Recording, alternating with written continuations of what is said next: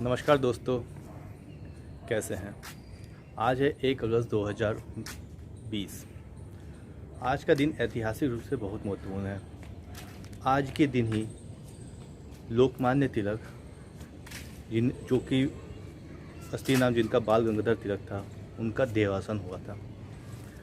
आज का दिन उनको श्रद्धांजलि देने का दिन है, क्योंकि भारतीय स्वतंत्रता संग्राम में उनका एक बहुत बड़ी भूमिका रही है। आज उन्हीं के विषय में कुछ जानकारियाँ हम आपसे साझा करने वाले हैं और उनको श्रद्धांजलि सुमन अर्पित करने वाले हैं। 1857 की क्रांति के बाद अंग्रेज़ों ने जब भारतीय राष्ट्रीय जो आंदोलन है उसको दबा दिया था, तो फिर एक शिथिलता उत्पन्न हो गई थी भारत के स्वतंत्रता संग्राम में।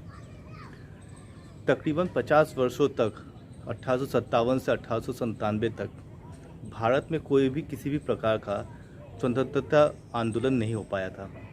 लोगों के मन में एक जड़ता हो गई थी, एक कुंठा हो गई थी और लोगों ने आंदोलन का राह छोड़ दिया। उन्होंने मान लिया कि अब हमें गुलाम ही रहना है। ऐसे में 1856 में रत्नागिरी महाराष्ट्र के पास जन्मे एक बालक जिनका नाम बाल गंगाधर तिलक था, उन्होंने भारतीयों के बीच में फिर से वही चेतना जगाने का प्रयास किया। वो 1857 के जो क्रांति है उसके पश्चात भारत का जो स्वतंत्रता संग्राम रहा 90 वर्षों का, उन 90 वर्षों के संग्राम का जो शुरुआत किया था उनमें से एक थे, या तो कहे उन्होंने ही किया था, पुनर्जागृत किया था स्वतंत्रता संग्राम को। 1857 से 1903 तक वो 6 वर्षों तक मांडले के जेल में रहे, क्योंकि उन्होंने भारतीय जो स्वतंत्रता संग्राम है उस पर थोड़ा उन्होंने राष्ट्रवाद की तरफ आगे बढ़ना चालू किया। और फिर उन्होंने जो है अंग्रेज़ों के खिलाफ बोलना भी चालू किया। उस समय अंग्रेज़ सरकार के वक्त एक धारा 124A 1888 में लागू किया गया था, जिसके तहत अगर कोई भी व्यक्ति अंग्रेज़ सरकार के खिलाफ बोलता था तो उसे 3 वर्ष से लेकर 6 आजीवन कारावास तक उन्हें जेल भेजा जाता था। उसी कानून के तहत बाल गंगाधर तिलक को बर्मा के मांडले जेल में 6 वर्षों के लिए भेजा गया। वो वहाँ पे रहे 6 वर्षों तक। उन्होंने वहाँ पे कई किताबें लिखी, और जिसमें से सबसे महत्वपूर्ण किताब लिखी जो उन्होंने लिखी वो है गीता का जो सरलीकरण किया, गीता रहस्य। वो बहुत ही अच्छी किताब है और सभी को एक बार ज़रूर पढ़ना चाहिए। फिर वो 1903 में बाहर आए और फिर से उन्होंने भारतीय राष्ट्रीय स्वतंत्रता संग्राम में अपना काकुद झोंक दिया।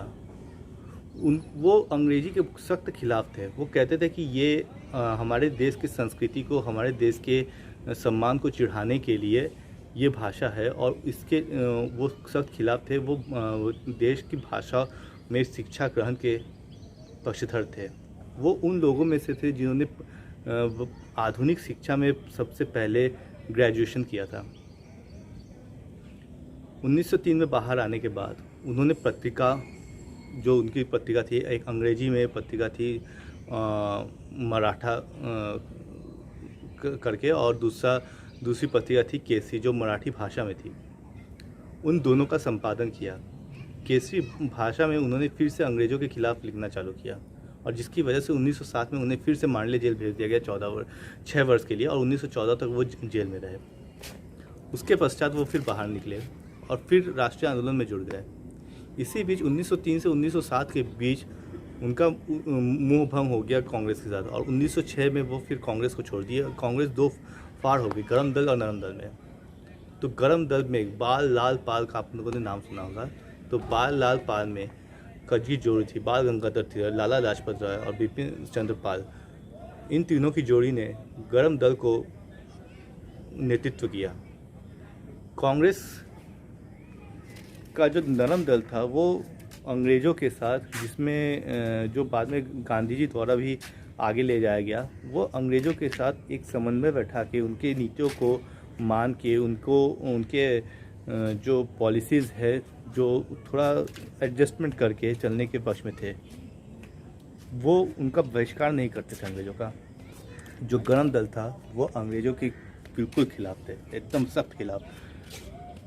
वो उनकी बातों को नहीं मानते थे एकदम सख्ती से। तो फिर उन्होंने अलग दल बनाया जो कांग्रेस का गरम दल था, और फिर आंदोलन को आगे की तरफ ले गए। उन्होंने जन जागृति के लिए महाराष्ट्र में गणेश उत्सव और शिवाजी उत्सव को सप्ताह भर तक चलाने का कार्यक्रम चालू किया, जो आज भी चलता है। जो इतने लंबे दिनों तक गणेश उत्सव का आप स्वरूप देखते हैं, वो उन्हीं के द्वारा स्थापित किया गया था। पहले घरों में हुआ करता था गणेश पूजा, लेकिन वो फिर समाज के सहयोग से, समाज द्वारा गणेश पूजा का जो आयोजन किया गया, तो ये उन्हीं के द्वारा किया गया, ताकि जनता में जन जागृति आए, लोग एक दूसरे से मिले, संगठित हो। उनका बहुत ज़्यादा सहयोग भी रहा वीर सावरकर की जीवन में।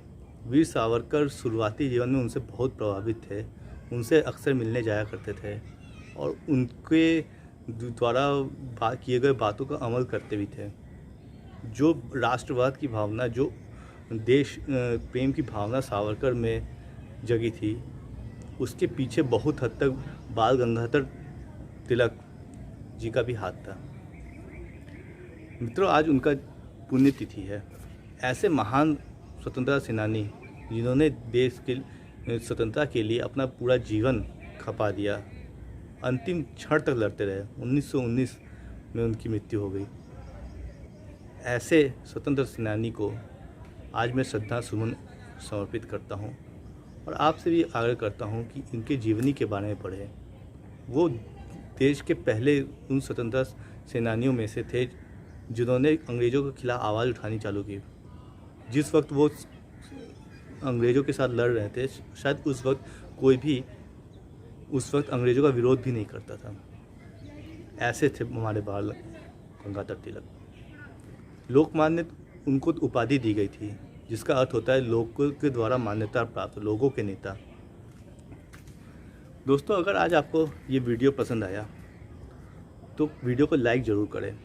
अपनी राय इस वीडियो के बारे में कमेंट बॉक्स में लिख के ज़रूर बताएं, और चैनल को सब्सक्राइब जरूर करें। आपका सब्सक्रिप्शन बहुत महत्वपूर्ण है, ताकि हमें प्रोत्साहन मिलता रहे और हम आगे भी इसी तरह राष्ट्र हित और देश हित और जो हिंदुत्व के बारे में आगे भी ऐसे वीडियो लाते रहें।